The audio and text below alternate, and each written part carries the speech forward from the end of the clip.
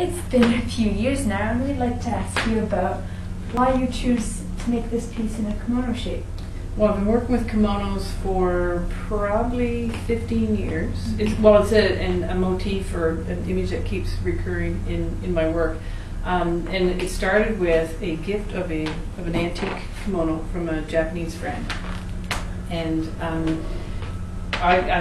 it's been hanging on our wall for years, and so it's the phenomenon of the hallway print. The thing that you pass and see most often ends up in your work. So, but then I started to see that shape as that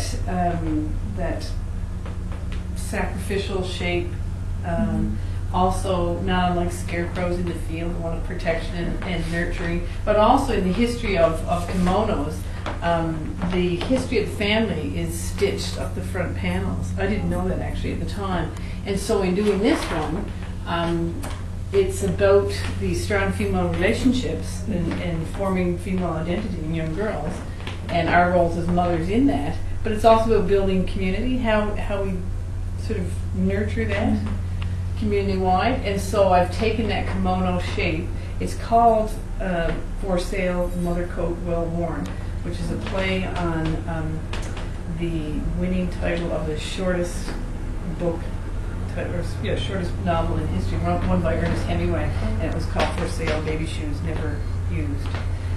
So this is For Sale, Mother Coat Well Worn. And it's got the history of course, the dance in there, and the history of these two people and their relationship. And then it has the story of this whole community of women, mothers, and daughters. And so there's a lot of photo transfer in there from previous works and things that have been pushed back or covered over and then teased out. So you get clouds up there from my cloud series. Get a lot of the dancers from the dance series. This from the Waltz of the Flowers series. So it's everything in that piece as well.